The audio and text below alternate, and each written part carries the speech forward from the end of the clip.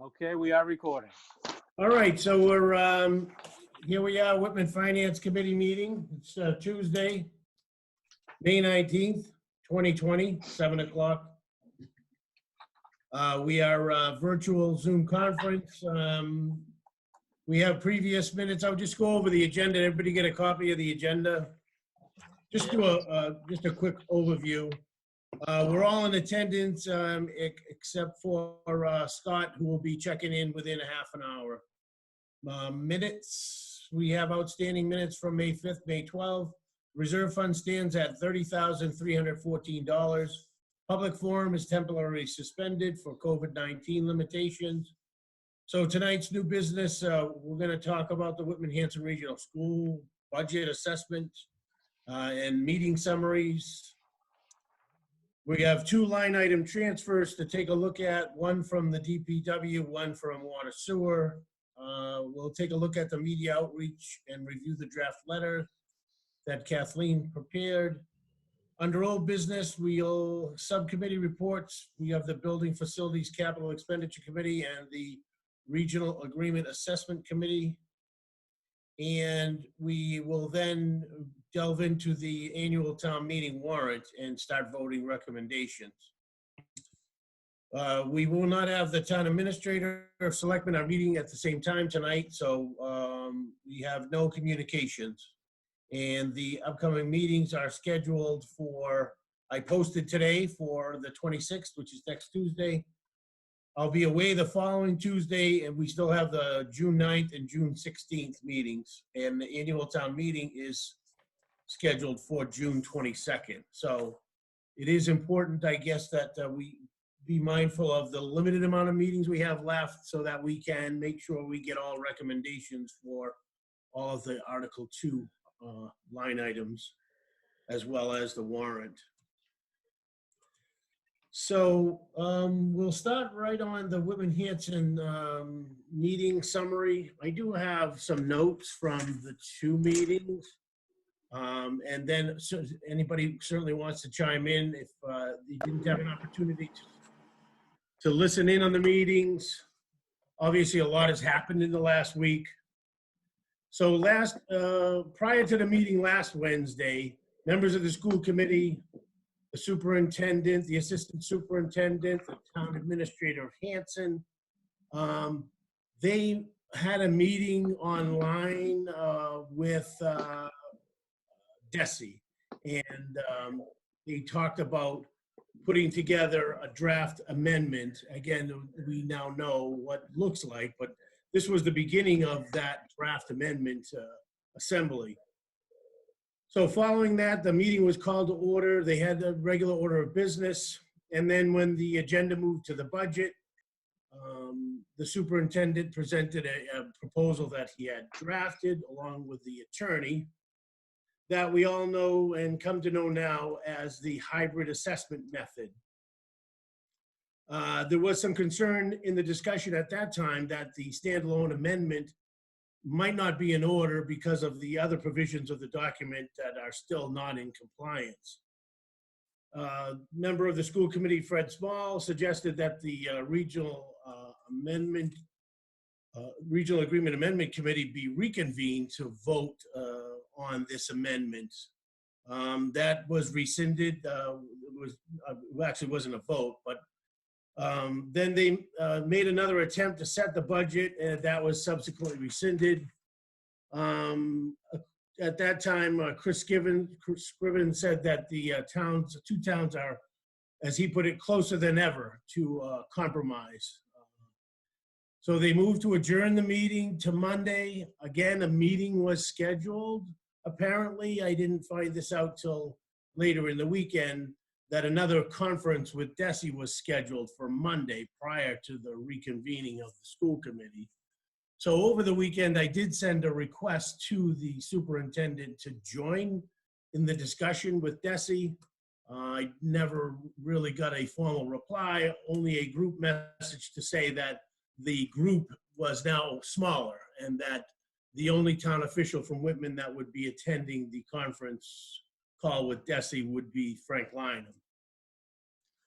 So that's when during that conference call, apparently that the final particulars of the draft amendment were put together. So the meeting last night, how many people had an opportunity to check in? Just a show of hands. Okay. So I didn't really listen to the whole meeting. It was difficult to listen to, really. So the draft amendment was put together, and John sent this out to you, I think today, right, John? The amendment that was presented for the modified statutory method that was presented at last night's meeting.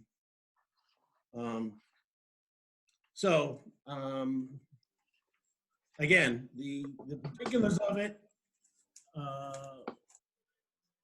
if you happen to get print out a copy of it,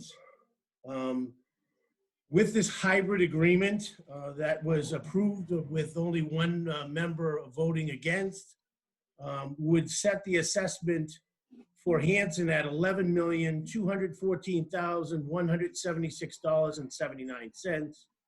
And for Whitman, the assessment would be $15,367,391.75.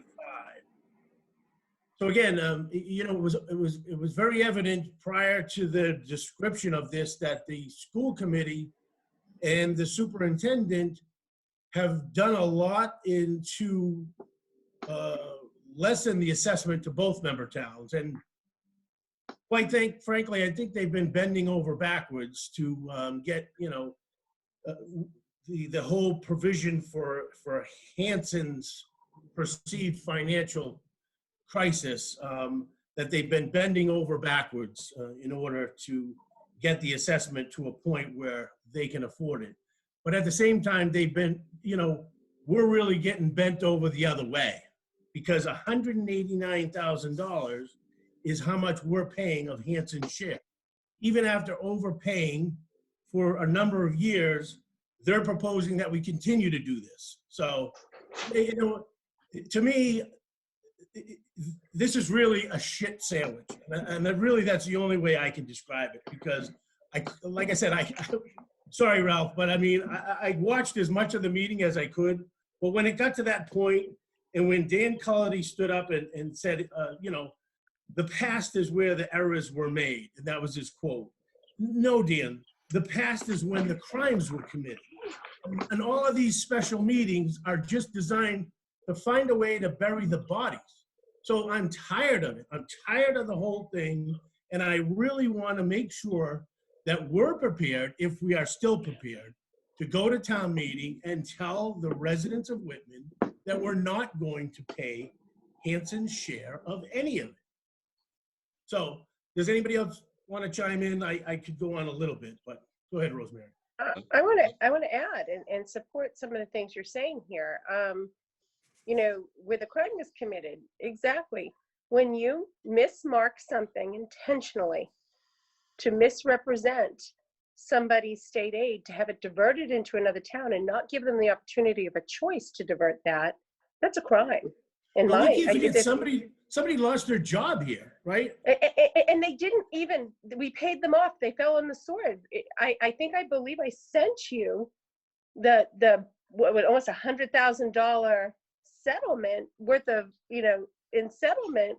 I sent you what was signed through, somebody asked for a public, we got the information. So I'd like to see what her response was, because quite frankly, it looks like the same people who were working on this deal were also people who participated in this problem. I came to this committee last year, almost 2 years ago. I said, I think the state aid is going over. There's no way for us to be paying the same amount. And we've been working, thank God for Dawn and other people who have worked with us within our school committee. But I've had a lot of people push back. And when Dawn finally determined how that was happening, Dawn Byers, I went and I made a couple of phone calls because everybody started saying, I had no idea. So I went and I called different town administrators from different towns with regional schools. And I pretended I was part of their community. And I said, what assessment method are we using, statutory or alternative, and why are we using it? Each and every one of those town administrators knew exactly why they were using it. And they were telling me if we didn't use statutory, in that case, some of our state aid would go over, or they'd have different reasons for it. Primarily, everybody was using that statutory method. But here I'm asking, do we have the only town administrator in Massachusetts who didn't know? And how come all these town administrators that are going through it and miraculously didn't know? This is a dereliction of duty. This is $4 million. In this man's contract, it says we're supposed to be protected financially. I'm sorry. He had, in April of 2017, in front of his face, in a meeting, was a sign that said statutory method and alternative method. And he's an attorney. He knows what statutory means. It means legal method and the alternative to legal method. He should have checked it out. This is a problem.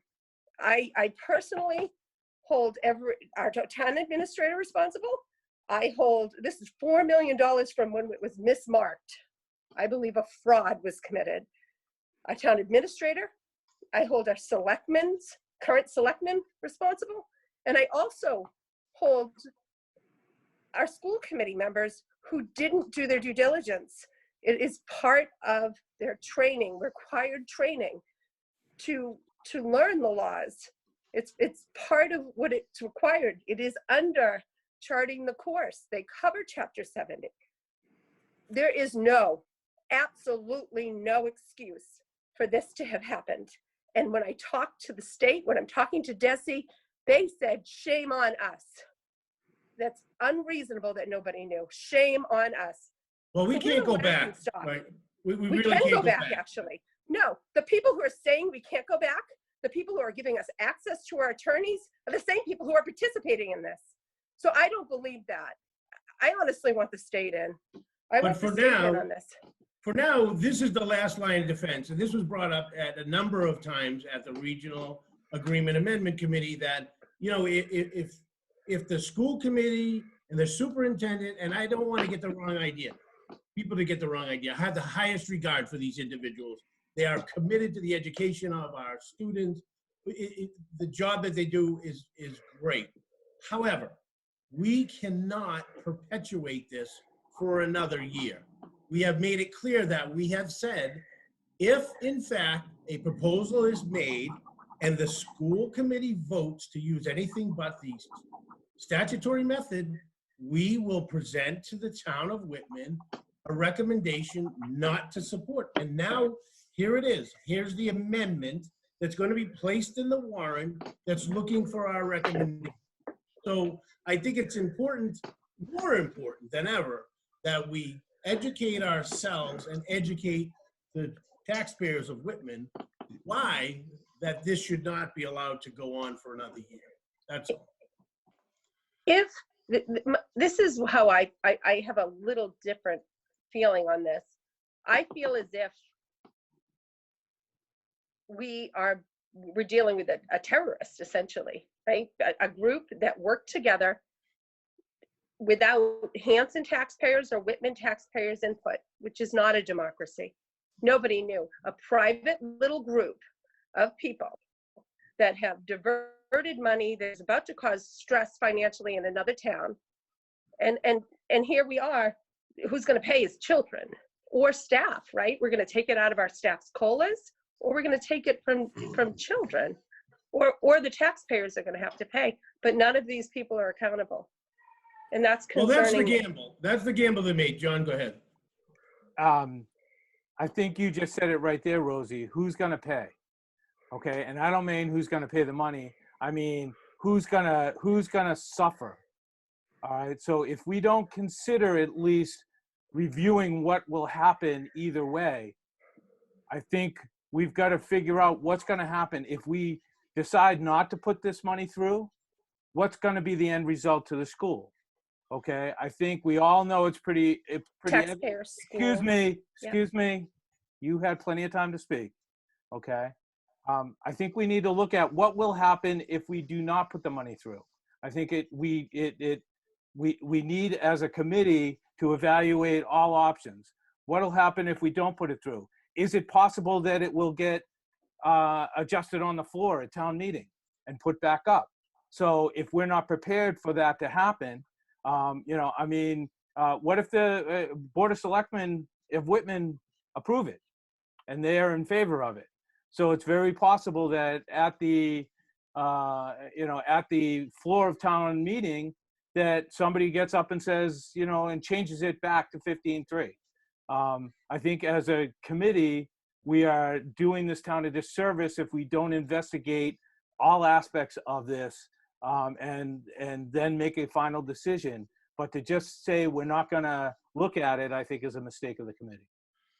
Well, I think the Board of Selectmen voted last week, and I'll just want to clarify that the Board of Selectmen voted at their meeting last week to reaffirm their commitment to support nothing but the statutory method. And that was a vote of the Board of Selectmen last Tuesday. So whether or not they're going to reconsider tonight is quite a possibility. But again, it is not up to us to lockstep with the Board of Selectmen. Our responsibility is to make recommendations to town meeting. The voters have the final say on whether or not they want to see this $189,000 of Hanson's bills be paid by them. So Right. yeah, that's definitely, and we do have an obligation to look at it. That's why the documents are here, they're presented. We don't have to decide on this today. So, but I think the discussion is valid, that we look at if we recommend to go with the 15.1, what are the consequences of that? Right. You can pretty much assure that the 4 teachers will not be hired. You can pretty much assure that there will be layoffs at the school. And those are things that we need to discuss and figure out what we feel is the best way to move forward. And I think just eliminating that discussion is not a good point for this committee. No, we're not eliminating it all. And again, you mentioned the $15,156,235. That would be the assessment if the statutory method Right. is used and not this hybrid method. So the numbers are what's important. And I think that every member of this committee should know that if Hanson pays $189,000 more, they'll be compliant. They'll be using the statutory method that they have to use if we go to a 1/12 budget. If the taxpayers of Whitman say no to the assessment method, if the taxpayers say no to the budget number, all of those scenarios will immediately put the statutory method into play. So I think it's important, and it's almost arrogant that anyone would consider that we would not move forward with recommending to the taxpayers not to perpetuate the money that we have already spent. That's simply mine. But again, John, I agree with you wholeheartedly that we should have a formal discussion, and if it takes 2 or 3 meetings to do that, I think at the end of the day, we need to put in to the assessment line item in Article 2 a number that the taxpayers of Whitman will support. Kathleen raised her hand, but I'd like to Go ahead, follow Kathleen, up I'm after sorry. if I could. So my turn? Yes, yeah, sorry. Okay, so this has been a long process, and I agree with John in terms of it's important for us to have this discussion and to weigh what do we lose if we hold firm to statutory. However, if we had not been the only entity in this entire discussion from day one that didn't waver from its message, which is statutory, we never would have gotten here in the first place. We've had Whitman officials going over to Hanson on bended knee, asking them to please accept these offerings to come to an agreement. So from the very beginning of these negotiations, we, Whitman, were offering compromises to Hanson, and they just sat back and said, "Nah, not enough. Nope, not good enough. Keep coming, keep it coming. Nope, we're not gonna do it." I think the fact that the Whitman Finance Committee has held firm to the statutory method has forced people in Hanson to move way further than they were ever planning to move. So they wanted a 5-year phase in. They wanted all sorts of concessions. They didn't want those 4 teachers in there. And the point that I want to make tonight is I'm not prepared to vote the school budget. I want to see what Hanson's response is to this scenario. If they're going to say, well, it's almost good enough, but we want another, $300,000 from Whitman, or we want to cut the 4 teachers, whatever it is that Hanson does, I want to see what they do first before we waver from our position, which right now doesn't need to be reconsidered. We've voted to go with statutory, and we don't have to do anything tonight, and let the other committees, the Board of Selectmen from Hanson, the FinCom from Hanson, who have been stealthy. They don't have meetings. We don't know what kind of money they have in their budget. And it's not a we don't want to pay. It has to be we can't pay. And we don't know what they can pay because they've kept their budget closed. And then what happens tonight at the Whitman Board of Selectmen meeting? So I think that right now, the safest position for my approach is just stand pat. Stay with statutory until we see somebody else make some moves here. And then we can reconsider what our final recommendation to town meeting is. But I applaud you, Rick, for attending those RAC meetings and making every effort to have the Whitman side of the story told, only to be cut off by Hanson members raising point of order, Mr. Chairman, and you never got a chance to say what hopefully will be said in the newspaper in the days to come, that this is Whitman's side of the story. We aren't the bad guys, and we didn't bring this on, and we certainly don't want the children to suffer, or the teachers, but there is a law and there are regulations, and people who are responsible for knowing it. And right now, that's all I have to say on the matter. But thank you, All Rick, right. for taking the position you've taken from day one. Thank you, After Kathleen. John. Hold on, Rosemary. Great Let me just comments, find out. After Kathleen. John. I just want to find out, anybody else wants to make a comment on this before we go back to Rosemary? No, after it great was John comment, and Tom. then me. Go ahead, Chuck. Great comment. Just going to keep it quick and simple. I totally agree with Kathleen with what she just said. That's it. Okay, very good. Vic is myself as well, Kathleen. All right, Al, Thank you. thank you. Ralph, I did you agree want to with- chime in? Yes, I'd like to chime in. First of all, Can't hear you. We're not hearing you, Ralph. You're breaking up. We lost your audio for a minute. all right, is this any better? Yes, it Yeah. is. Okay, good. First of all, I want to say I like what you took the time to write, that you look on putting into the Whitman Hanson paper, talking about all the stuff that the finance committee's done. I think you did a heck of a good job on that. The thing I'd like to see is hopefully they got the guts to publish it. Now, because you wrote it, they may decide we don't have enough space in the paper, and there was some other excuse to keep it out of print. Hopefully, it does get printed. But if it does, one thing I'm almost predicting is one heck of a heated discussion on town hall. When all of a sudden you got the citizens of Whitman who realized that they had to pay an increase in their property taxes to help support people in Hanson. You remember that guy who at the time said at one of the previous meetings that Frank's salary should be changed to $1? Even though it was only him, and then finally one other woman stepped forward and countered and said that because of the work that he does, you got to take everything into account, not just that. I have a feeling, I'm not the instigator, I'm just predicting it. I'm not a fortune teller, but I can predict that guy stepping forward again. And this time it's not just going to be him one, but probably a dozen other disgruntled people leading the charge. Kathy, you're gonna tell him who that guy was? I'm not going to That mention guy is anything in it. Son, It wasn't me. I know Ralph, that guy was with them. But I think what we're doing is trying to present the facts and let the facts speak for themselves. And if people in the city of Whitman look at this, the town of Whitman look at this, they're going to say, we need to make sure that Hanson pays their own bills instead of shifting them over to us. I want to Thank make you, a point Ralph. to, That's all I got to say. I'll shut up. no, I want to make a Thank you. point to Dave, something John said. hold on, Rosemary. Dave got his hand up. Go ahead, Dave. I just want to applaud Jeff Simonak. He was really put into a rock and a hard place when he took this job. And the school committee didn't do him any favors by acting or not acting up until the point he was hired and to the point where this statutory issue was identified. So I just wanted to say that. Okay, thank you. Thanks, Dave. Scott, welcome. Thank you. Scott, the Sorry. topic here, if you haven't been listening, is regarding the school committee meeting last night. Were you able to tune into that at all?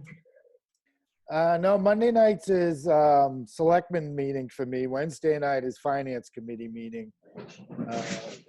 Tuesday night is your finance committee meeting. About time there. About time, Yeah. Scott. Yeah, well, we appreciate you coming in. Thanks. Thanks for coming in today. No, yeah, we But I also appreciate. had another meeting in between, but this is, sorry, I did see some info on it. Apparently, I think it was Bruce Young who was Well, geez, if that's pontificating the on only it. information source you got, I feel bad for you.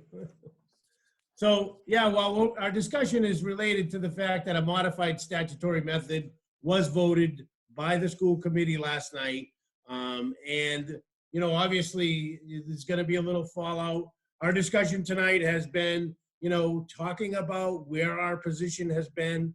Kathleen did an excellent job summarizing, you know, and stating that the best thing that we could do now is listen before we make, you know, any decisions, before we start making recommendations on how to or not support this modified statutory method in the warrant, that we get some feedback from the town of Hanson, and the Whitman Board of Selectmen obviously is meeting tonight.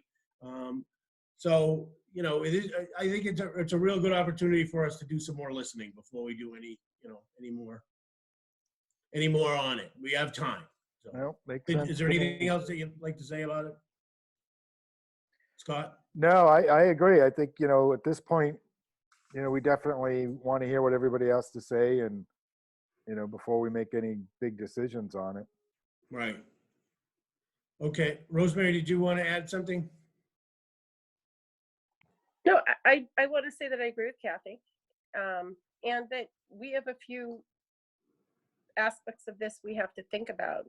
The effect, like John said, I agree with John, the effect on our citizens, how this affects our citizens, our children particularly. But I don't want to leave this without accountability. This is not an oops. This is over $4 million after being known and purposely mismarked, is what it appears. This looks like a fraud on Whitman citizens, not done by Hanson citizens, but by a small group who have influenced the process. And I also want to speak to some of the language used, and I think language really does count. They say that Christine Lynch says nobody's gone above in the 2020 budget. Well, no budget above the 2020 assessments when the state stepped in. Well, who have they evaluated? But you know, they wouldn't have stepped in already for those. So, but we know that in 2019 they have gone above the year past. So I thought that was interesting language, and I hope that it's not manipulative language. I would like to make a formal request to hear that audio. I want to hear the audio, and I want to make sure that those questions weren't guided against Hanson's finances, Whitman's finances. I feel I'm concerned. I emailed you in the beginning of this process with my concerns about some of the people that were on that committee and participating, being part of the group that lost us the money in the beginning. And that I wanted to make sure that people were not making these negotiations and behind closed doors, and they were doing it out in the open. My concern is that did not happen. They did do it behind closed doors. So I want that audio, and I think we need to listen to it for Jeff's meeting, if it's available. Okay. Thank you, Rosemary. John? Yeah, just real quick, Rosemary, we're working on the fiscal 21 budget, so they would have intervened on fiscal year 2020s, so they would know who they had they gone over or not on the fiscal year 2021s. It's just They legit. said nothing at the fiscal 21. They would go back 21. to the fiscal 20. Right. I'm sorry, 20. Right, In fiscal 21, they would go back to fiscal 2020. right. And they said nobody went back to over past the fiscal 2020. So since everybody's working But on they that haven't budget, and that evaluated would be those yet. All right, I yeah, they read wouldn't it. have evaluated. I read it on when they were doing it with the 20s. Nobody, but No, okay. no, it said when they went, nobody's gone above that amount. So that was very interesting language, and we know that it did happen in the 20s because they did it with the one that we use as an example that they do. That was a fiscal 20 going back using the 2019 numbers. So that would be inaccurate. Who We was have that? proof that is. Who was that? Dayton Rehoboth. Dayton But Rehoboth. Dayton Rehoboth uses statutory already, though. That wasn't a statutory issue. They were already in the statutory. It wouldn't make a difference. It was Yeah. it wouldn't. It was statutory or not. It took over. They would automatically use statutory or not. Okay. It was that they didn't go above, and so it wouldn't make a difference to what we're talking about. Okay. It was a misleading. Words count, what's said counts, and I feel as if we need to hear that meeting because I feel agree. like it's filtered information. I had requested that audio as well and got nowhere with it either. So. All right, so if Yeah, well, if we're somebody making a gets public it, record. we will definitely share it with the group, so. All right, anything else further regarding the school committee assessment, the recent meetings, the meetings with Desi? Any other questions or comments regarding that? I appreciate all of the comments. I think we're in a good place to start listening, I think, so. The next item on the agenda are two line item transfers, year-end transfers. I did send these by email. One was actually sent May 6th, from Bruce Martin, and it's a request for a year-end transfer. So there are two of them. If they were reserve fund transfers, we would hold them over, but these are line item transfers. The first one from Bruce Martin, DPW Superintendent. The following line item transfers are made pursuant to Mass General Laws, Chapter 44, 33B. Requesting from line 186, which is union labor salaries, the amount of $345 to line item 187, union clerical salaries. The explanation for the transfer request is it is due to an accounting error by me. This transfer is needed to fund the union clerical position for the last 2 work days of this fiscal year. So again, this simply was a calculation error in the amount of work days. Motion to approve. Okay. We have a Second. motion and a second. Further discussion? All right, we'll take a roll call vote. John, Yes. Kathleen, Yes. Al, Yes, sir. Dave, Yes. Rosemary, Yes. Chuck. You were muted, but I could read your lips. Ralph, Yes. I was muted. Scott, Yes. and I vote yes. Okay, thank you very much. The second one is from Dennis Smith. This one's a little more complicated. There was quite a lot of backup with this, and I'll read the transfer request. You want me to first. put it up on the screen, Rick? I think I Sure. can do that. Yes, please. Yeah. I think I can do that. Hold on. So while he's getting it up on the screen, I'll just read the line item number. So, I don't know if you can see that. We Yep. can. Yep, we got it. We got it. We got it. Good job. so this is an email from Dennis that describes the line item transfer. So there basically was sewer pump station reported an alarm of normal work hours by SCADA that monitors all the sewer stations belonging to the town of Whitman. So from time to time, all sewer stations experience problems that require a response by DPW personnel. But Oakwood has been an alarm far more than other stations. This is due to Oakwood being Whitman's third largest station, capable of pumping 1 million gallons per day, and being the largest station without pre-grinders. So this station services all the residents of Oakwood Ave to the Brockton line, including 2 smallest pump stations at Kimberly Drive and Lombard Avenue. Several reasons add up to the failures. They're 14 years old, they're heavy use, they should have been replaced by now. Dennis says that there's a pump on order and it should be here by the middle of June. So the pumps at Oakwood are located underground in a small pump chamber and are air-cooled as compared to being immersed in water, as most of the other Whitman stations are. So it requires 2 sewer operators to enter the pump chamber to remove the pump with a chain fall, clear whatever's blocking the pump, position it for reinstallation, and reinstall the pump. OSHA regulations require that an attendee stay outside of the pump chamber and monitor personnel condition. So in order to service the pump and follow OSHA guidelines, regulations, 3 DPW employees are required. In this attachment, please find a notice that has been delivered to all residents serviced by the Oakwood pump station. So, yeah, if you have any further questions. So the notice was included as backup and basically told them what they should and should not be flushing because that is what is compounding the problem here.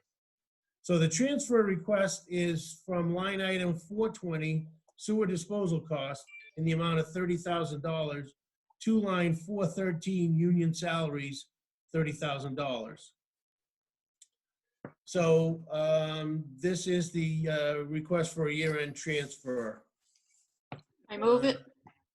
Okay, the Kathleen? transfer has been moved by Kathleen. We have a second? Chuck will second. Chuck seconds. Okay, further discussion. All right, John, if you could pull that down, we'll go to a roll call. John? Yes. Kathleen? Yes. Al? Yes. Dave? Yes. Chuck? Yes. Ralph? Yes. Scott? Yes. Rosemary? Yes. And I vote yes as well. Okay, thank you very much. That is the only transfer request that we have. The next item on the agenda is the media outreach, the draft letter that Kathleen forwarded to the committee. I have emailed the editor of the Whitman Hanson Express. I did get a return email today. She apologized. She didn't get back to me during the weekend as she was out on Friday.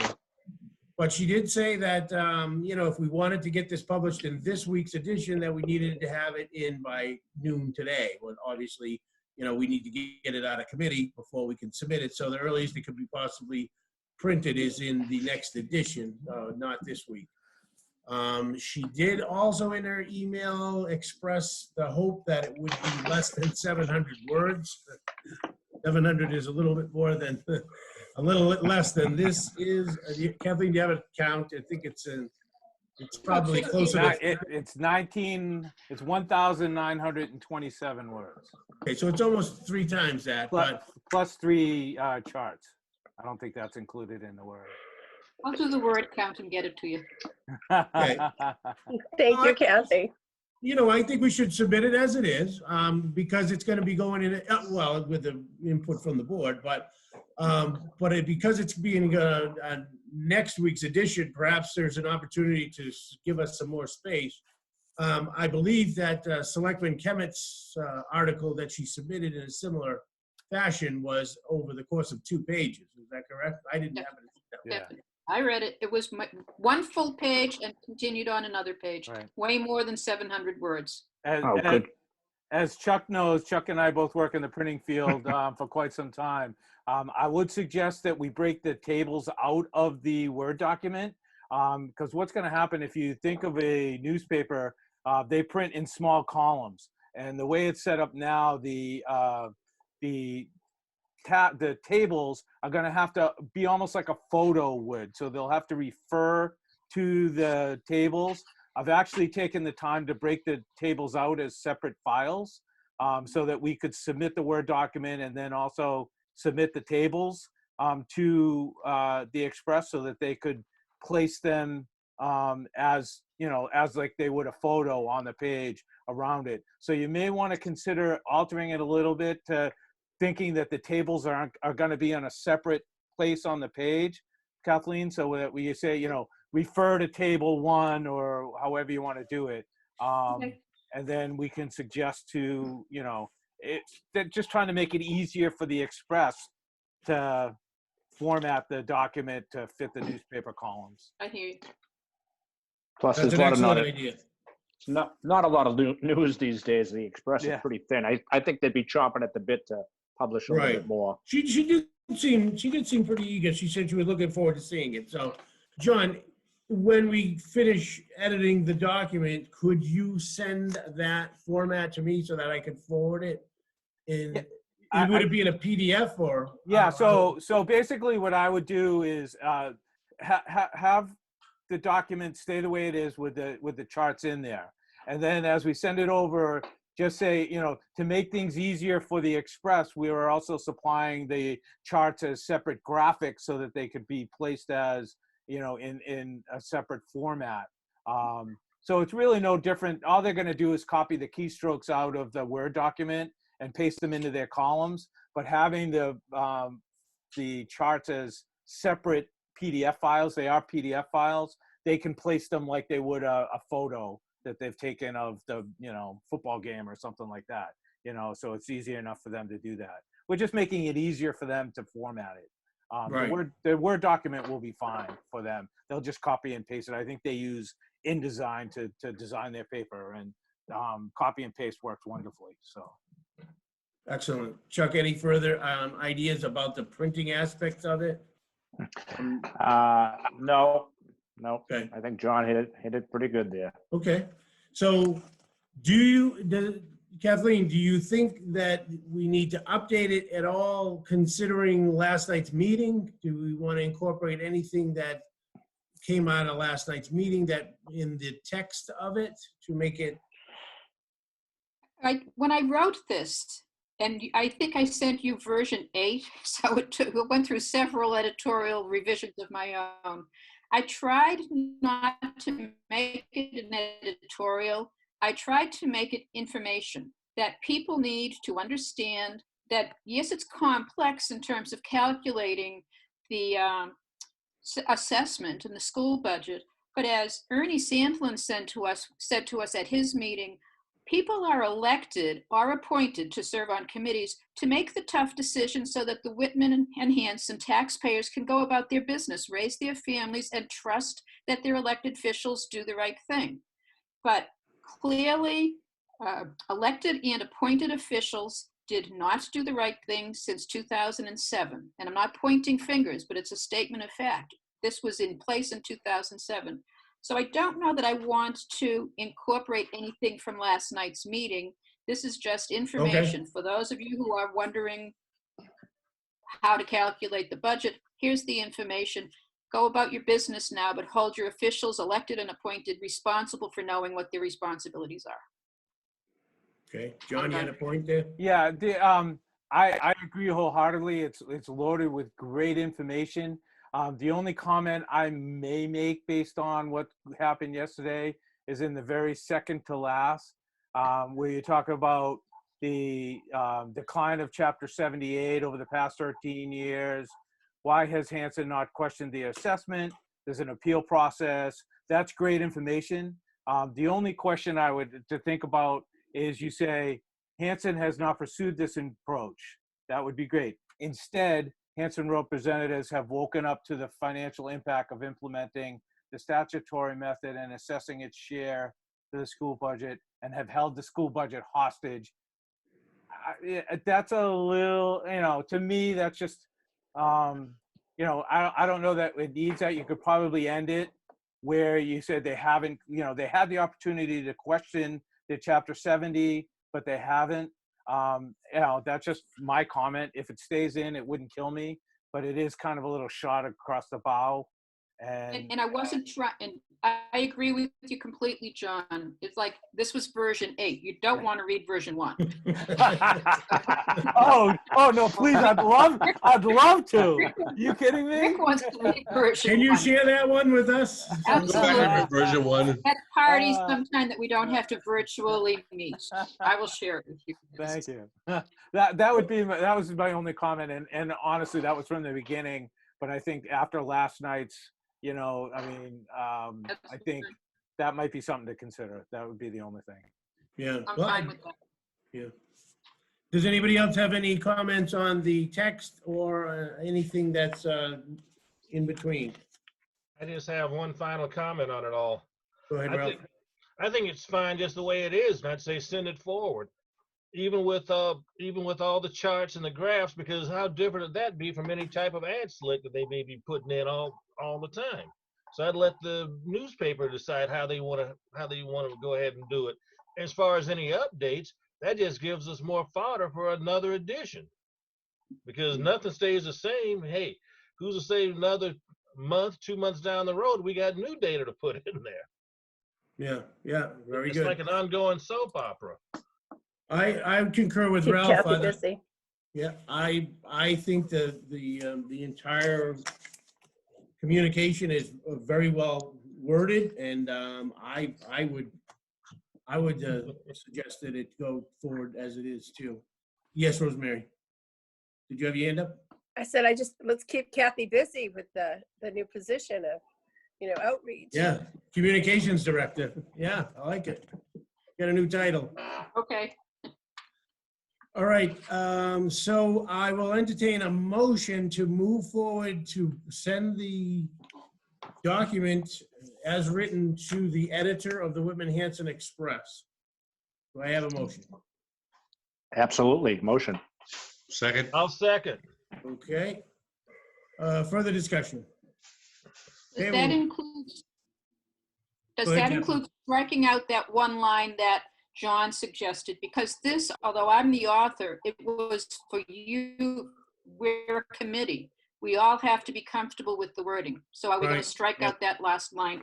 John, you said it wouldn't be a deal breaker. To me, it does say, I mean, the budget process has been held hostage.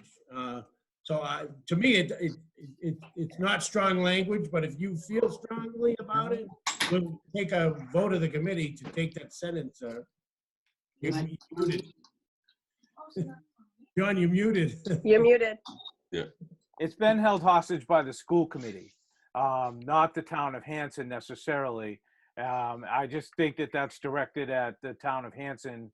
But, I'm only one vote. So, whatever you guys decide to do, that's fine with me. John, about- John, can we make it strong language? I will vote with a contingent. I would prefer to have it that way, but obviously I'm only one out of nine that are.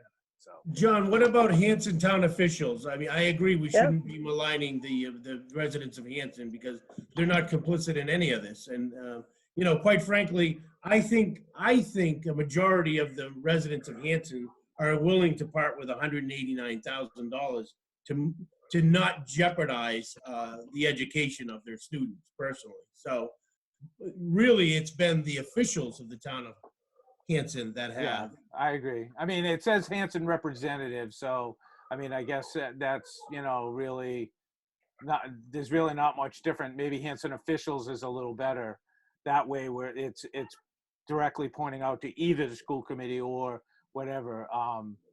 So maybe change it to Hanson officials instead of Hanson representatives. Does everybody agree with that? Yeah, I do. Yeah, I think that's a great idea. Yes. Okay. All right, do you got that, Kathleen? Can you make I that do. notation? I do.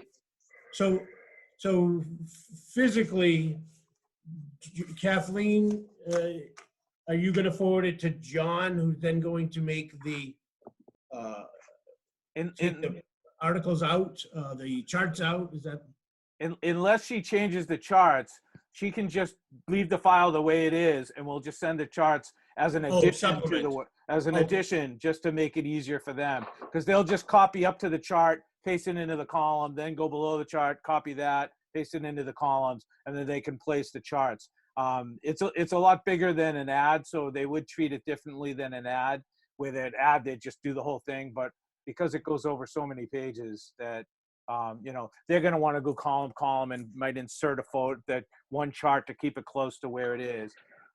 Just kind of some editing experience. I know how they would want to do it, and just trying to make it easier for them so that they Excellent. don't mess it up. All right, so Kathleen's gonna make the edits, forward it to me, and I will forward it to the editor with the, email saying that we will provide the charts as a separate document for the purpose of inserting them, as you had explained. Okay, so we have a motion and a second, and a further discussion. All right, we'll go around the table. John, Yes. Kathleen, Yes. Al, Yes, sir. Dave, Yes. Chuck, Yes. Ralph, Yes. Scott, Yes. Rosemary, Yes. and I vote yes too. And I'd like to thank you, Kathleen, for a tremendous job on that article. Yes, thank you, Kathleen. Very welcome. Okay, so that moves us to subcommittee reports. The Regional Agreement Amendment Committee has not met, so I have no report. Dave, your committee is meeting Thursday, is that correct? Correct. Okay. Anything you want to update the Finance Committee about? No Yeah. updates. We have two more capital warrant articles to vote. One includes the fire department, and Frank has asked Chief Breno to make his pitch to the committee so we understand it more. Okay. Anybody have any other questions for Dave? Kathleen? I do. I believe I sent an email to you, Rick, and Dave, and I may have copied John. It's a question of how do articles that are voted by the school committee make their way onto the warrant. And this is based on the fact that, as you know, I speak with Don Byers on a regular basis, so I understand what I'm doing. The school committee has voted 2 warrant articles that are not on the non-article 2, so I'll call it tab 2, Dave's Dave's articles. One of them is $100,000 for the Duval roof, and that doesn't even exist on the warrant anywhere. And the second was the telephones, and I understand that the superintendent said withdraw it, but we've gotten into trouble by not following the law and the regulations. And if there is a regulation that states that if a school committee votes an article, it goes on the warrant, we should be following that regulation. Yeah. So I guess Scott? for capital articles, that the district maintains their own matrix for capital articles related to the district. Is that correct, Dave? Ernie Yes. Sandlin, it maintains that spreadsheet that has the district warrant articles. And they do have a 5-year plan, and they, update it all the time. So I think that the committee, there is a capital committee within the regional district which makes recommendations on which warrant, which capital items move forward every year. So at some point, Ernie will make a presentation to the Whitman Capital Expenditure Committee and say which articles they would like to move forward for this particular year. Is that how it's been going, Dave? Somewhat.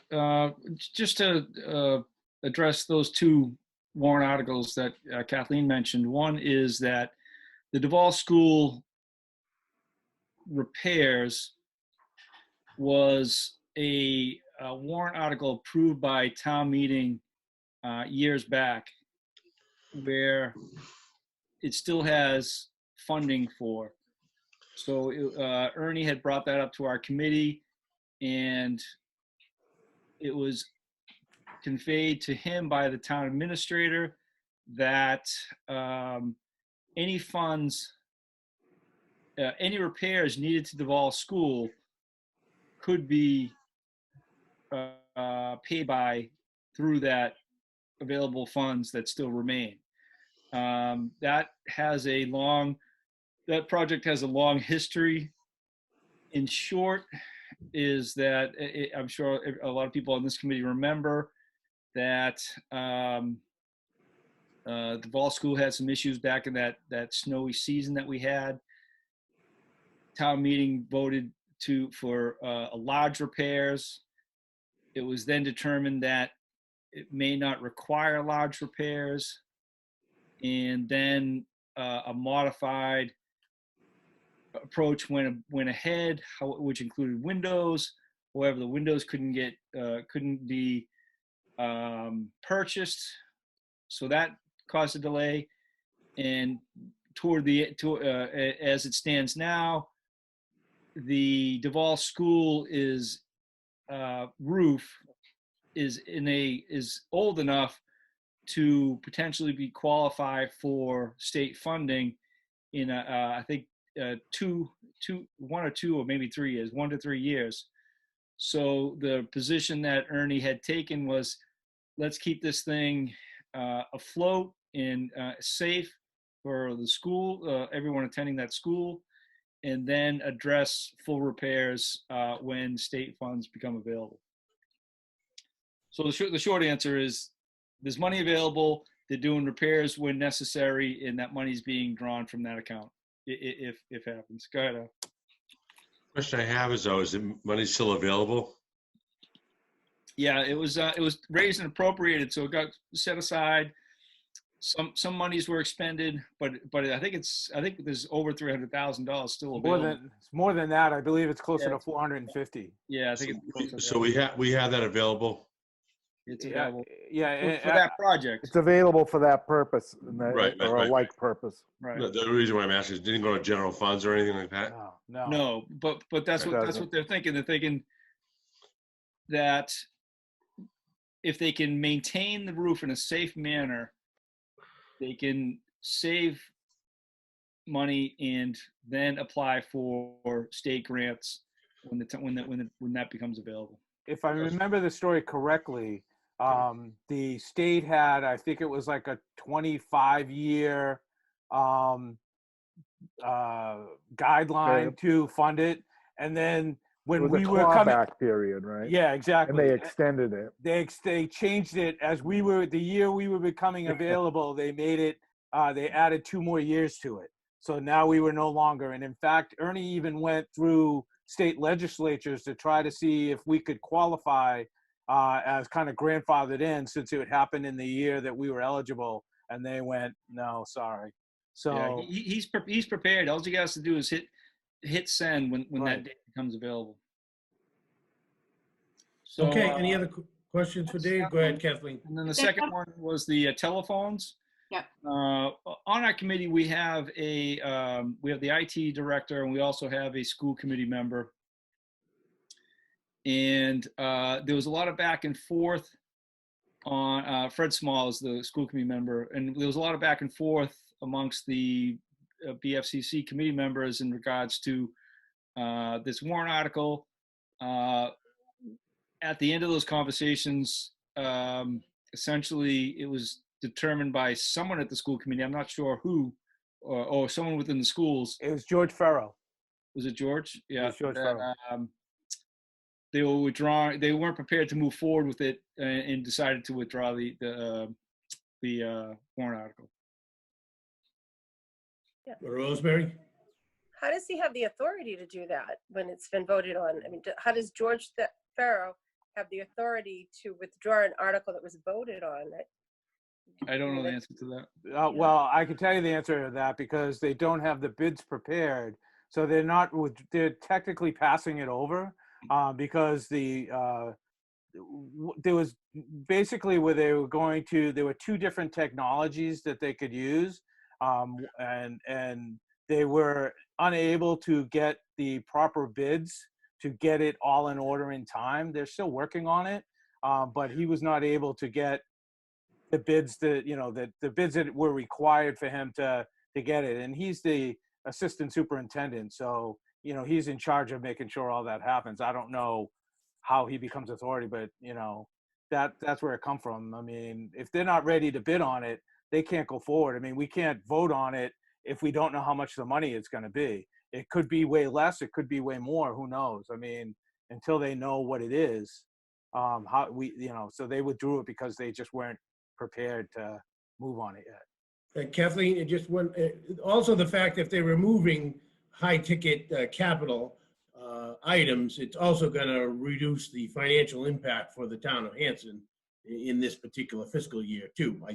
That may be a consideration, it may not. So Kathleen? Yeah, my point is, and I appreciate the explanations from, excuse me, both Dave and John, but my point is more the process rather than the money.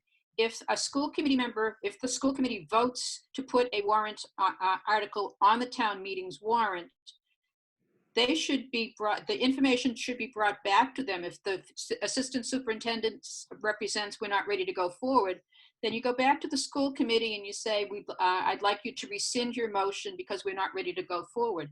But if a school committee member votes for something and then says, well, where did that disappear without any information, the process needs to be fixed. And we have well-intentioned people, so it's not a criticism, but I'd like to know, is this the process? If a warrant is voted by the school committee, does it go on the warrant automatically unless the school committee rescinds its vote?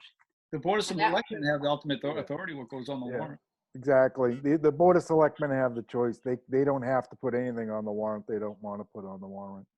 But, if somebody from the school department has the authority to withdraw, that's between them. It's really not our issue.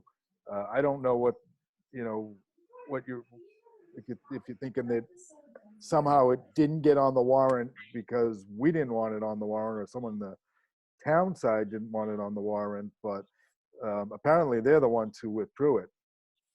At the end of the day, though, the selectmen sign off on what goes on that warrant. So Scott, you're saying that if a school committee votes a warrant, a capital item to be They, placed on the they can warrant, request it, yeah, and then it's going to come to us, and we're Yes. going to make it. And other than by petition, it doesn't have to go necessarily on the warrant. it does not. I think If it's a capital item, No, go ahead. So, I think it stays on the matrix, Kathleen, and if it Okay. doesn't get voted in this particular year, it goes and then to a subsequent year. So it's but not really. it sounds like, I mean, if they just decided to withdraw it, I mean, there was nothing that we could do about it anyways. that's one thing, but the roof is another. That they voted the roof and the $100,000 for the roof. Yeah, there was some appropriation made after the 2015 winter storms, but there are two different types of repairs, and one is the big repair and the other is the patchwork repair, and they were requesting $100,000 to keep up with the day-to-day repairs when it rains and the library loses yet another set of books. So But I not thought- having it on the warrant was- They already have $460,000, and Ernie wasn't aware of that until he came to the building committee, when he was made aware that the money was there. So to add another 100,000 to it there, he already has 460 to do what he needs. And Ernie was the one again that withdrew it, the school person. So again, that would be Ernie's call as the facilities director, if he had what he needed, that he could, he could do it. And that was part of the Dave's committee when that discussion was brought up. I was happened to So be. Ernie withdrew the request for the 100,000? The discussion was there. It actually was talked about in two meetings. It was also talked about in the budget override committee where I think it was right after that, where Okay. Don brought it up at the budget override committee. And Okay, the same discussion was kind of held that the money was there, and Frank confirmed the amount and let Ernie know that Ernie could go get it when he needed it. And he just needed to file a request for it, I believe. okay, thanks. Questions asked and answered. Thank you, guys. Thank you. Okay, Rosemary? It's my understanding that articles should go on the warrant from a regional school. It's different than a town school as their own entity. I don't think selectmen can pull things, or finance committee. We should be working with them prior to them putting it on more cooperatively. But because they're their own entity. I think we can recommend against it, but I don't think that a town can do that. I mean, I think we should look into Doesn't that. sound like it was an issue. Doesn't sound I like, think we should look doesn't sound like into it. that's what happened here. Okay, It sounds like they withdrew them on their own. they did for Right. this one. Yeah, and I think it's also important to look at the future and the fact that the capital committee is going to be drafting a capital plan. I think, and the capital plan is probably going to have a lot more guidelines on exactly how capital warrant articles move forward. And Okay. Dave, that's something that's in the works right after this budget year is over, right? Correct. Our goal is to, When is this budget year going to be over? yeah. What state guidelines recommend are that the warrant or capital warrant articles be submitted to the Board of Selectmen by October when there's a May town meeting. That is going to be our goal for this year. Excellent. All right, any other questions for Dave? Thank you. Thanks, Dave. All right, so that brings us to the warrant. Everybody had an opportunity to copy or at least have this electronically. John's going to put it up on the screen and we will go by, we'll start our recommendations.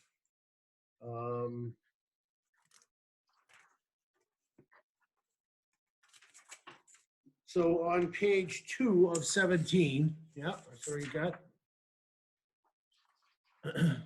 So we'll start with, and again, Dave, the only capital articles that haven't been reviewed and approved by the capital committee, do you have those two numbers again?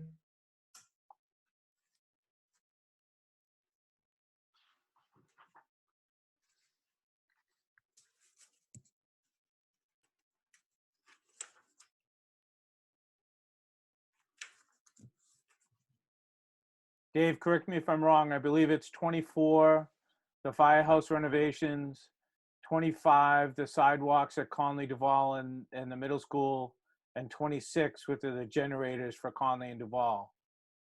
Okay, and those are on page 7. So when we get to those, I would certainly suggest that we don't take action until we have the recommendation from the capital committee. All right, so we'll move right on to page 2, Article P1. To see if the town will vote to appropriate $20,000 from free cash to reimburse the Whitman Hanson Regional School District for the construction of a parking lot at the rear of the Duval Elementary School, or take any action relative thereto. So it's proposed by the Whitman Hanson Regional School District School Committee, and the Buildings, Facilities, and Capital Expenditures Committee recommends this article. I'll entertain a motion. I'll make that motion. Okay, motion by John, Second by Chuck. second by Chuck. Okay, further discussion on Article P1. All right, so I am not able to see everybody. I guess I scroll down here. You can open up the window, Rick, and it'll open up to kind of like it is when it's not there. Just like grab a corner and drag it, and you should be able to get everybody. We are able to raise our hands with the more. You can go to Oh, the, okay. we can raise hands Now virtually. I got it. Okay, I dragged it. Thank you, John. That helped. Okay, so we'll roll call. John, Yes. Kathleen, Yes. Al, Yes, sir. Dave, Yes. Chuck, Yes. Ralph, Yes. Scott, Yes. Rosemary. That was a yes, so muted yes. I'll also vote yes. Yes, that was a yes. Okay, 2, 4, 6, 9, 0. Okay. Samantha, did you get that? I did. Okay. So just let me know if you don't get a vote or whatever, or you need further information, so we'll move right along. Article P2. To see if the town will vote to appropriate $45,000 from free cash to reimburse the Whitman Hanson Regional School District for the installation of a chairlift at the Duval Elementary School, or take any other action relative thereto. This is proposed by the Whitman Hanson Regional School District School Committee. The Buildings, Facilities, and Capital Expenditures Committee does recommend this article. I'll entertain a motion. Hey, Rick, any question? Rick, this question I have is, how many bids did they have? Okay, Dave, you have some further information for Al on the bidding process? For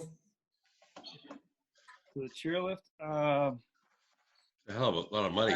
I don't have that information. At the tip of It's my finger. it's actually, I mean, I had a couple of them installed, and you're gonna spend that kind of money. It may end up coming a little less. I don't know how many bids they did. They'll end up having to do a minimum of 3 anyways, but the last one that I had to install was $25,000, and that was, 8 years ago. Oh, it's $45,000. 8 years ago, I spent $25,000 on one. Right. So- I'm just asking. I'm telling you, that's not out of line. The committee's. No, school I'm asking the committee's process. I procedure mean, is to- we have processes in place where we actually bid the jobs out? So We have- if they follow the Mass General law on it, which I'm sure they do, what they're doing right now is they typically get a quote, but when they're ready to actually do this, they will get 3 prices minimum. Right. But And we then don't know, we don't know funds it. not used will go back into the general funds of Whitman. So this project, correct me if I'm wrong, this is already I think completed. it's already, We're I believe you're reimbursed. right. I think it was already done, yes. I Yeah, believe you're so right. this I is love to do something- jobs like that, you know? So they did the job and now they're asking for the money? What if we say Right, no? right. I wouldn't pay them. It's an, It was an emergency. it's an emergency. You're required by OSHA law to have that, so, So when was that job done? Some point. yeah, during, It had to do during, with, At some point, yeah. it had to do with the transfer of the pre-K from the, believe it was the McQuan or Indian Head. Those children now are at the Duval, which has a set of stairs between the library and the rest of the first floor. And complying with the Americans with Disabilities Act, That's they right. had to install a chairlift for those Yeah, children who are physically disabled, as well as kids who might show up one day on crutches and can't go down the stairs. So The- they have to comply with ADA. The pre-K is at the high school, so the special ed was transferred. Thank you, Samantha. Thank you, Samantha. So, well, this is obviously, the ADA requirements are not something that are negotiable, so, and as far as the, the bid process, I'm sure that the regional district is following the guidelines that are mandated by, yeah, State. Ernie's one of the best around. If anybody's had a chance to meet him, he's really good. Yes, he's amazing. So when Ernie comes, we can get some more information, Al, about how that process went. So maybe in the future, we can be a little bit more involved in the process going That's all. forward. Just asking questions. It's Sure, no $45,000. That's all. Mhm. All A right, lot of further money. questions, further discussion? So we have a motion, and who second? Chuck will second. Okay. Roll call, John, Yes, Kathleen, Yes, Al, Yes. Dave, Yes. Chuck, Yes. Ralph, Yes. Scott, Yes. Rosemary. Yes. And I vote yes. 9-0. Article P3 was withdrawn. Moving to Article P4. To see if the town will vote to appropriate $15,000 from free cash to engage a consultant to advise the Board of Selectmen in developing a multi-year strategic operating plan, or take any other action relative thereto. This is proposed by the Board of Selectmen. it We have a was, motion. actually, I'll make the motion. Okay. Chuck will second it. Very Yeah, good. We have a motion and a that was second. actually initially recommended by the Budget Override Committee as part of one of the last things we did. We were, we had made a lot of changes, and one of the last things that we wanted to do was to finalize the strategic plan. I know there's already a lot of progress made on that, but we had to kind of wait for town meeting to get the funding, and at that point, it wasn't a problem to wait. So basically, it'll be somewhat similar along the lines of what we did with Mr. Madden, except a different skill set, I guess. I don't know, Scott, you're probably better versed on that than I am. Yeah, it's actually, it's someone to sort of take a lot of the work that we've done at that committee and other committees in the work that they did through Bridgewater and sort of put it all together in one big package and give us a roadmap to follow. And hopefully we'll do it. Yeah, it's something that this committee has been really eager to get started on too, so. Yeah. All right, further discussion? We'll move to a vote. John, Yes. Kathleen, Yes. Al, Yes, sir. Dave, Yes. Chuck, Yes. Ralph, Yes. Scott, Yes. Rosemary, Yes. and I vote yes, 9-0.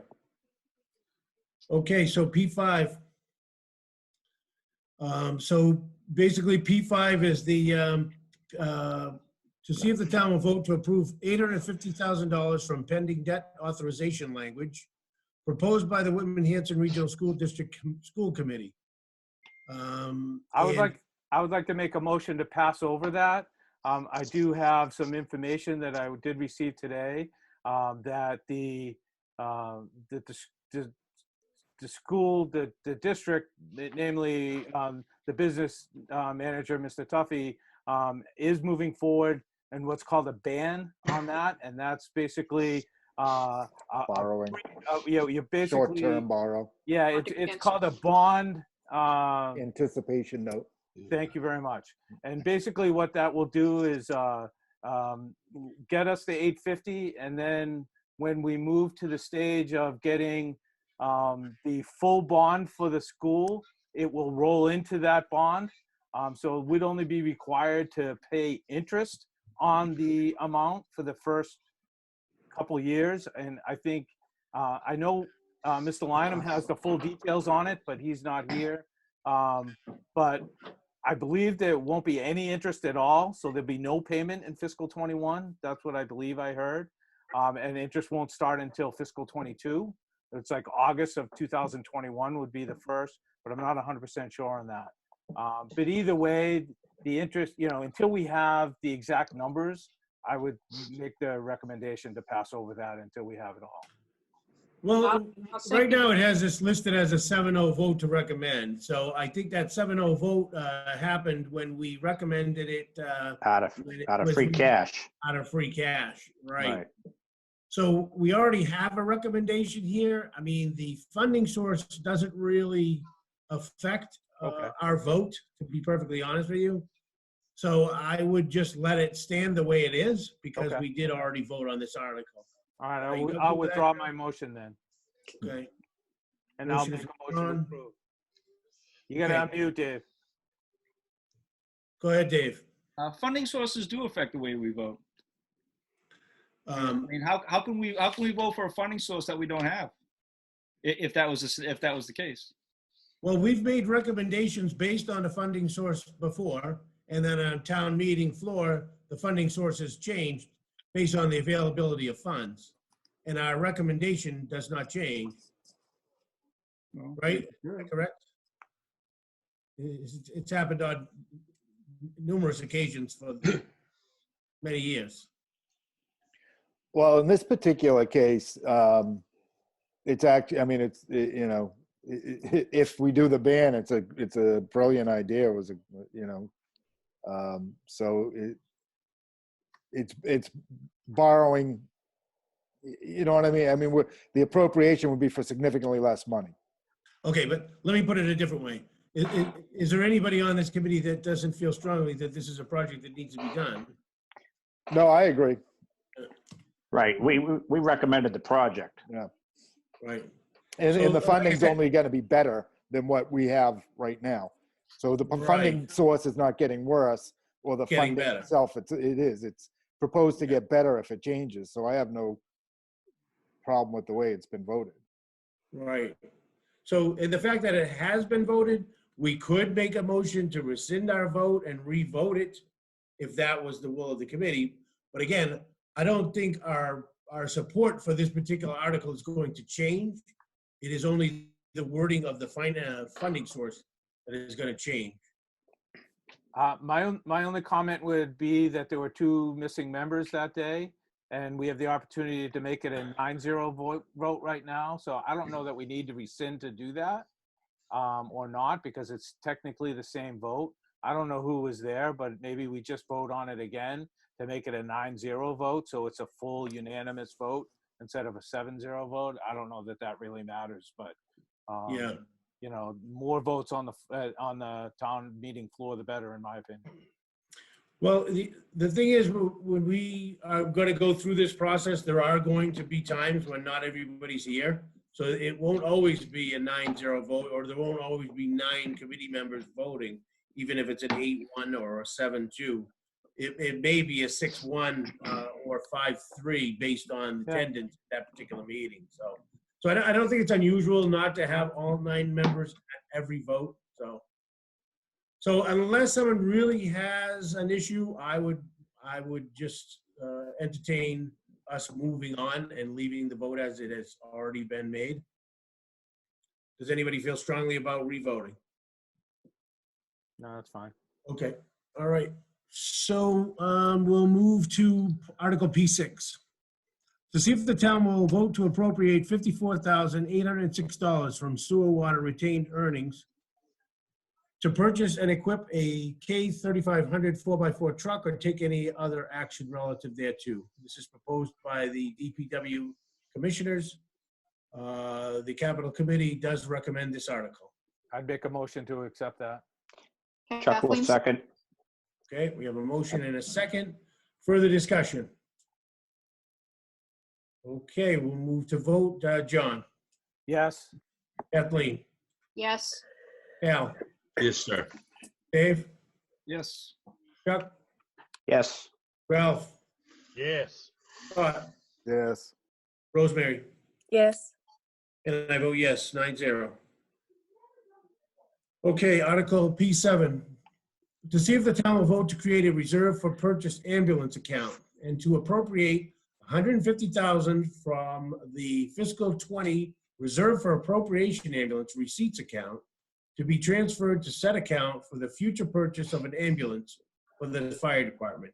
And B, to appropriate $100,000 from the fiscal year 2020 reserve for appropriation ambulance receipts account to pay for repairs onto the aerial ladder truck or take any other action relative thereto. Proposed by the chief of the fire department. The Capital Committee does recommend this article. I'd Do we make have that a motion. Chuck will second. Okay, we have a motion and a second. Further discussion? So this Okay. is the recommendation of Mr. Madden to dissolve the current ambulance account and set it up so that it now goes, that money will now future go into the general fund so that we can appropriate it throughout. The money source is still last year's ambulance fund, which is still available to us as a fund source until next year. Then it will stop. Okay, ready to vote? John, Yes. Kathleen, Yes. Al, Yes, sir. Dave? Chuck, Yes. Ralph, Yes. Scott, Yes. Rosemary, Yes. and I vote yes. So that's Article P7. Article P8. To see if the town will vote to transfer a sum of money from budget line 194, snow and ice control of the May 6th, 2019 annual town meeting to pay for extraordinary unbudgeted costs incurred and to be incurred in connection with the COVID-19 pandemic or take any action relative thereto. This is proposed by the town administrator. Again, the sum of money, this will have to be amended on town hall floor. We can pass over this for now and see if we can get a sum of money put into this line before we vote it.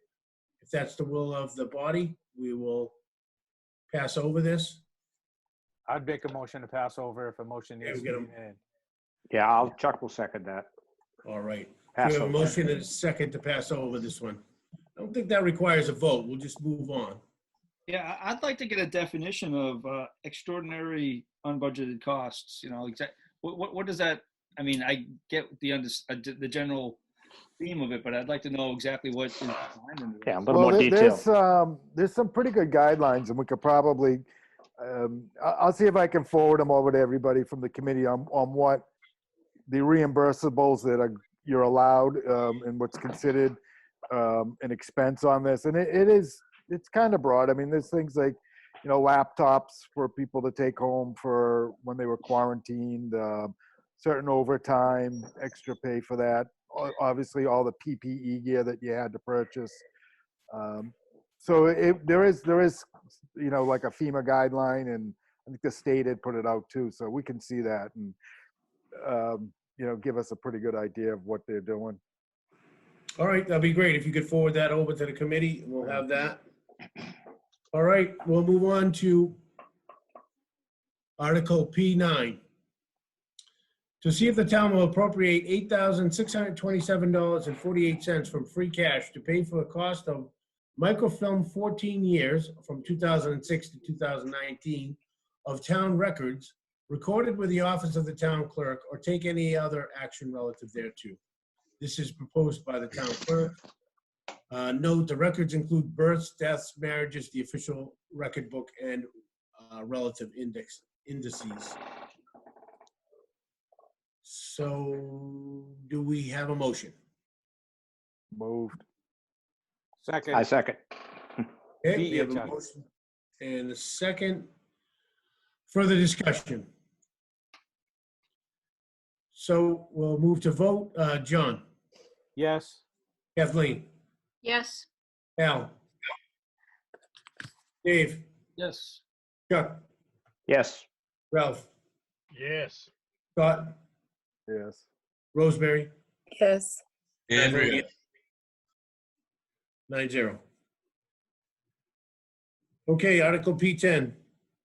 To see if the town will vote to appropriate $130,741.77 from free cash to pay the debt incurred in connection with the purchase of the town's streetlights, or take any other action relative thereto. This is proposed by the Board of Selectmen. I would We have a like to make a motion to pass over this until the town administrator is present so that we can ask questions on it. It's my understanding that this is paying off the full amount of the debt on this, and I'm not sure that that has to be occurred. I think we could, I believe there's still a couple years left on that. So I'm not quite sure what's going on there, but I would love to have the town administrator here so that we could ask him questions on it. Okay. Kathleen seconds that motion to pass over. All right. Yep, very good. I think it's important that we do get some more information. All right. Moving on to Article P11.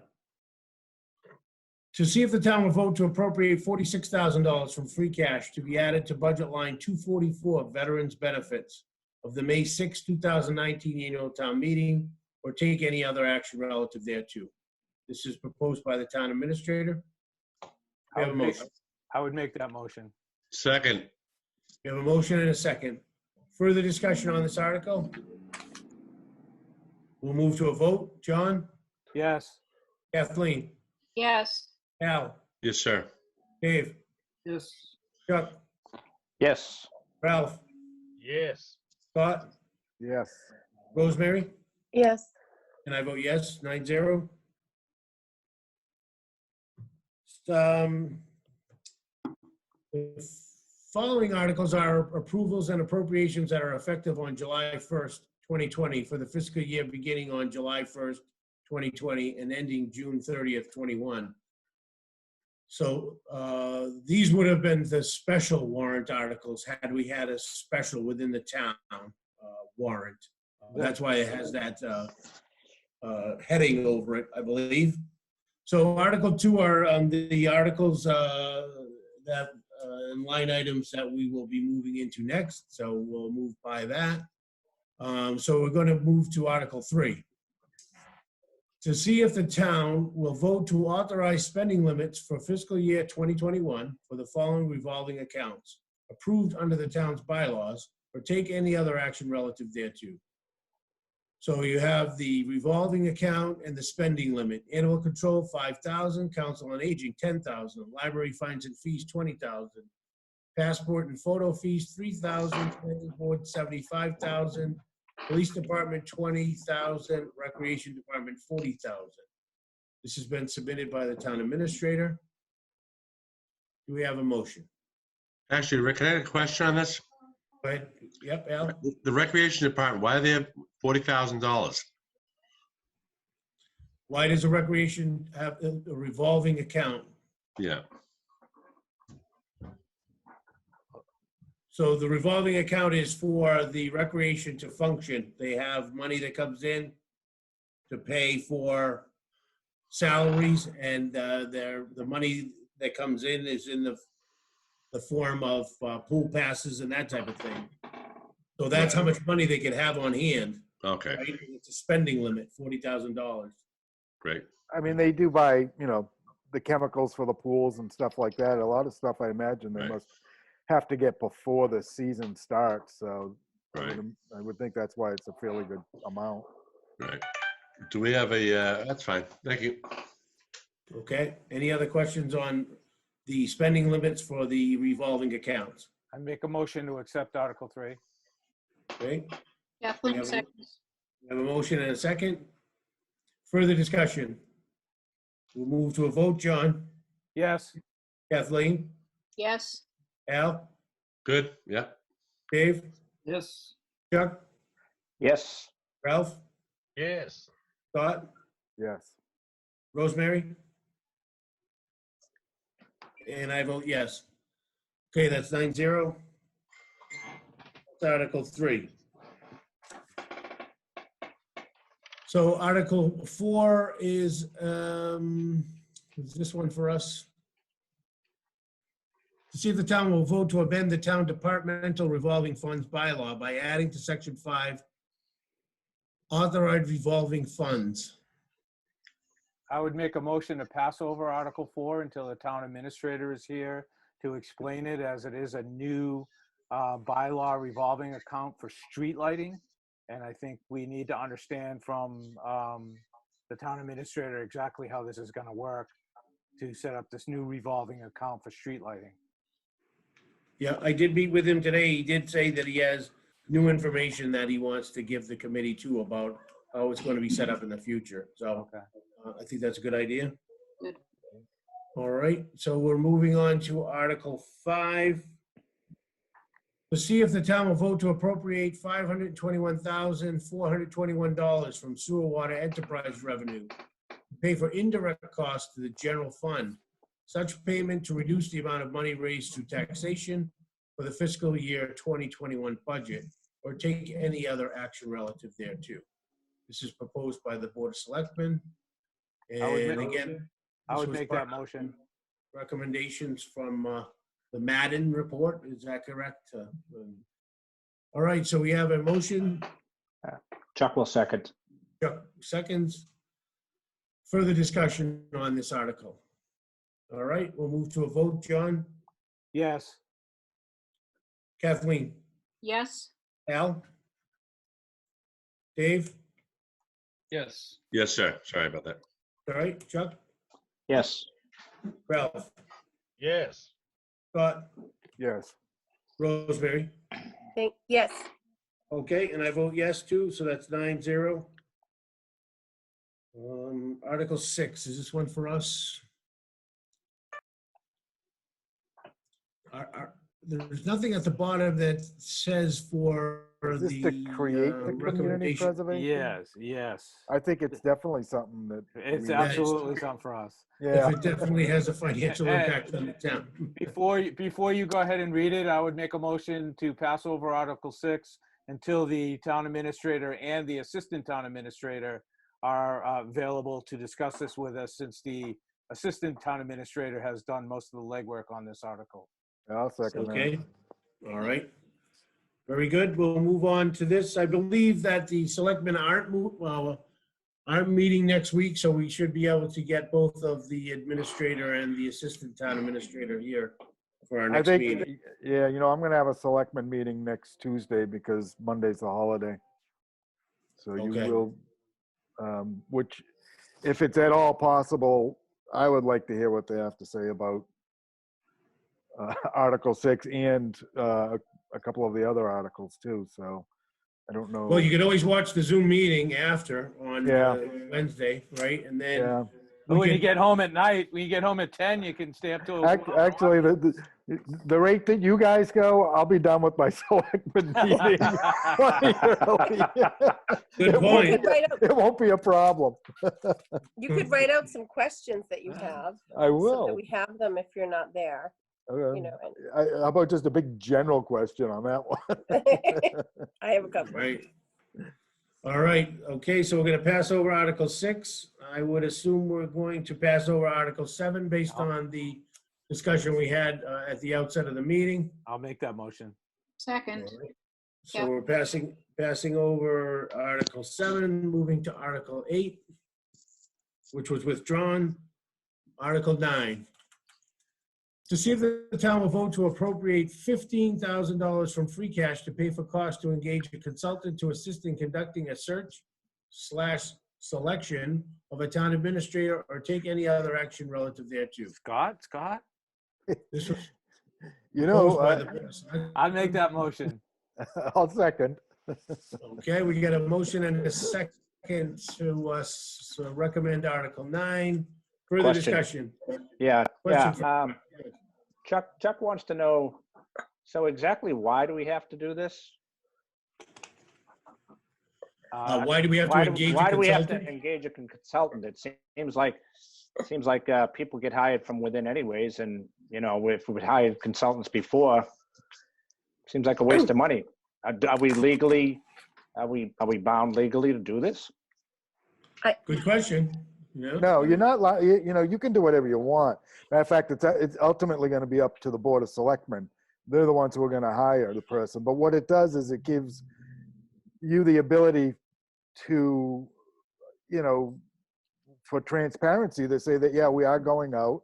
We're doing a thorough search. We're not just giving it to somebody inside in dealing with any sort of old boy network or anything like that. Yeah. We're trying to find the very best person for the job. There's a few companies out there that do this for a living. That's all they do. You can, certainly we could do it in-house, but it's a lot of work. And, it's a lot of work for a committee. You'd have to set up a committee. There would be members of this committee on it, members of the selectmen on it, members of the school committee on it. You'd probably have a department head or two that would spend the time. You would put the criteria together.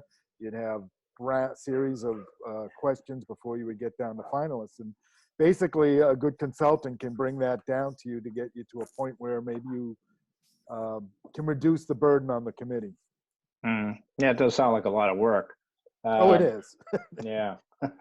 I know that's the amount of money that Hanson spent when they hired their selectmen. I know that was what they spent to do it.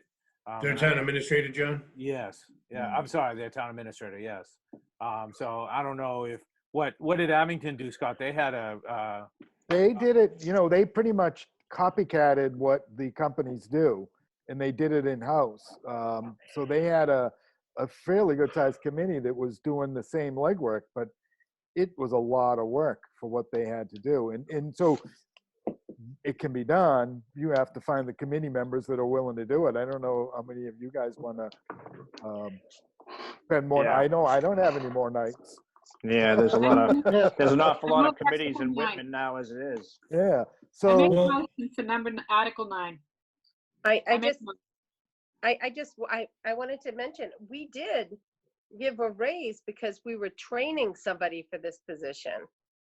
We've spent so much money, and I would rather have an outside firm. I think it's more responsible, and I think, like, the good old Boyd network is something we should be careful of, right? We want to make sure that everyone coming in, we're spending our money on the best person, but here we are, we've spent money to train someone. So I think there's some questions I have here. Yeah. So that's So all. Are you looking to pass over this article? Is that what you're saying, Rosemary? I refer to what everybody else feels about this. I mean, Well, if others do. The article was presented to us from the selectmen, Yeah.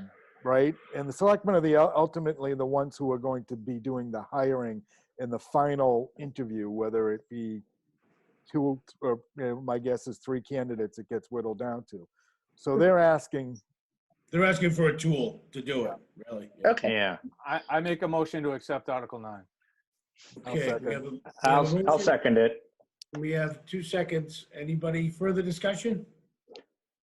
Okay, we'll move to a vote. John, Yes. Kathleen, Yes. Al, you're on mute. And I couldn't tell what you said. Yes, sir. Yes, sir. Yes, yes. Right. Dave, Yes. Chuck, Yes. Ralph, Yes. Yes. Rosemary, Yes. and I vote yes, 9-0. Okay, so we'll move to Article 10. To see if the town will vote to petition our representative to the general court to file legislation to rescind Chapter 103 of the Acts of 1990, an act establishing a revolving fund to apply motor vehicle fines, police department expenses and salaries, so that monies received from motor vehicle fines on or after July 1st, 2020 will be deposited into the general fund of the town of Whitman, or take any other action relative thereto. So again, this is the same as the revolving ambulance account. It rescinds that particular revolving fund and moves the money into the general fund. I have a question for Scott. So basically right now, Scott, we have $41,000 in our motor vehicle fine account, and it's not allocated for any articles right now. Later on in the articles, we have several police articles that could be funded out of that motor vehicle fine account.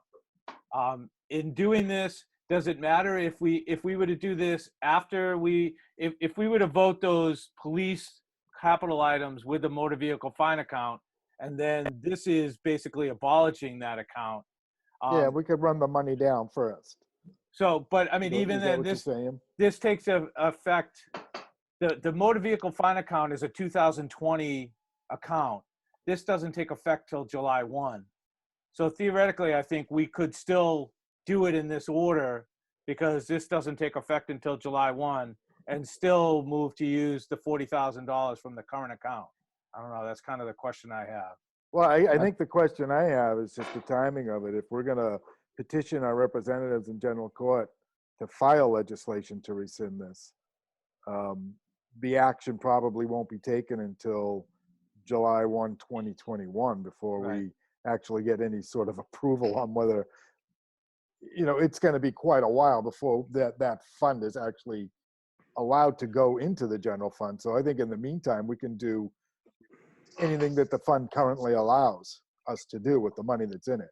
Okay, even though when we're the money that we're approving is for technically fiscal year 21 on an account that will, I mean, It'll still be, because this won't make the general court until okay. next year. Okay. Right? I was just curious why we had that $40,000 and it was never really Appropriated. Yeah, I don't know. So I thinking I would say we could do that, and I think maybe we ask Frank, because maybe Frank has looked into it, but I don't see why we wouldn't be able to run down that money now. Those items are coming up later, so we can talk about them when they come up. So I guess Article 10 on its merits, we're looking to follow one of the recommendations of the Madden report, and that is to dissolve this account. So I think that's the crux of our vote here for recommendation for town meeting, right? Correct. Okay. Correct. I'll make that motion. Okay, we have a motion to accept Article 10. Kathleen, Second. Boy, we're on this. We have a motion and a second. A further discussion? Okay, John, Yes. Kathleen, yes. Al, Yes, sir. Dave, Yes. Chuck, Yes. Ralph, Yes. Scott, Yes. Rosemary, Yes. and I vote yes. Okay, so Article 10, 9-0. Let's see. So just generally speaking, as far as the timeline goes, we're on page 5. Is it probably not feasible for us to make it all the way through the warrant in tonight's meeting? So the will of the committee to go to 9 o'clock, and as far as we can get, is that fine with everybody? Second. Sounds good. Yeah, Yes. that's cool. I'll go as long as I got 6% of my battery life left. That might You be may, 15 you may minutes. have some 8. I'll vote with your group. You can always make it 9-0. I got 6% of my body life left too, so I'm right along with you. All right, so we're on Article 11. To see if the town will vote to rescind its authorization to maintain a reserve for appropriation ambulance account and close any funds remaining in the account after appropriations made at the May 4th, 2020 annual town meeting There's a key word. to the general fund and discontinue reserving said funds for appropriation or take any other action relative thereto, proposed by the Board of Selectmen. I'll So we make will that have to motion. take a date change on this one and move it to the June 22nd date. Right now, it says May 4th. So if we are going to vote this line, I would just assume we're going to go with the date that will be the actual date of the town meeting. Should we add language in case that has to be pushed back or next town meeting? Well, when the warrant gets published, that'll be the date that they put in there. So I don't think it really affects our vote, really, that date. So do we have a I'll make that motion. motion? We have a motion? All yours, Kathleen. Kathleen seconds. All right, we have a second. All right, further discussion? Okay, we'll move to a vote. John, Yes. Kathleen, Yes. Al, Yes, yes. Dave, Yes. Chuck, Yes. Ralph, Yes. Scott, Yes. Rosemary, Yes. and I vote yes. Okay, so Article 11 is recommended by a 9-0 vote. On debt payment, Article 12, to see if the town will vote to appropriate $2,788.20 from the Reserve for Appropriation Title V Loans Account to make fiscal year 2021 debt payments, with any balance remaining from this appropriation at fiscal year end to be returned to said account or take any action. We should say any relative action there too. So might have to do a little word correction there, maybe highlight it. Proposed by the town treasurer collector. I'll Do make we the have a motion? I'll make it. Okay, we have a motion, Second, Scott. a second. Further discussion. All right, we'll move to a vote. John, Yes. Kathleen, Yes. Al, Yes. Dave, Yes. Chuck, Yes. Ralph, Yes. Scott, Yes. Rosemary, Yes. and I vote yes. Okay, Article 12, 9-0. The next one is a public safety, Article 13. To see if the town will vote to appropriate $18,425 from free cash to purchase a Harley Davidson motorcycle for police use or take any other action relative thereto. Proposed by the chief. I would like to make a motion to change that fund source to the motor vehicle funds account. I second Right. that motion.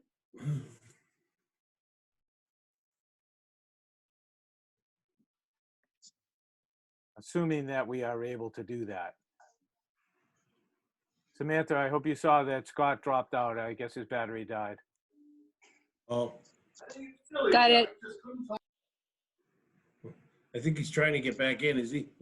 I don't see him yet, no. Oh, okay. All right, so we have an amendment to change free cash to the motor vehicle fine account And do we have a motion? I make that motion. And Kathleen seconds it. Okay, we have a motion and a second. Further discussion? All in favor? John, Yes. Kathleen, Yes. Al, Yes, sir. Dave, Yes. Chuck, Yes. Ralph, Yes. Rosemary. Yes.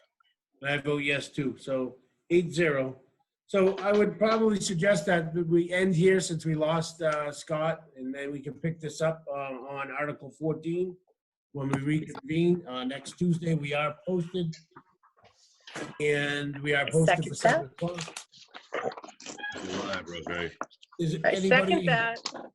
have anything else that they would like to bring up? We have no communication, no communications from the mailbox. Check the town hall today. So thank you all for your participation. I know this is a tedious process, and we have several meetings to get it done. So I make a motion to adjourn. we have a motion. And Second. After you guys, okay, so now that we've adjourned, can the recording stop for a moment? Yeah, hold on one second.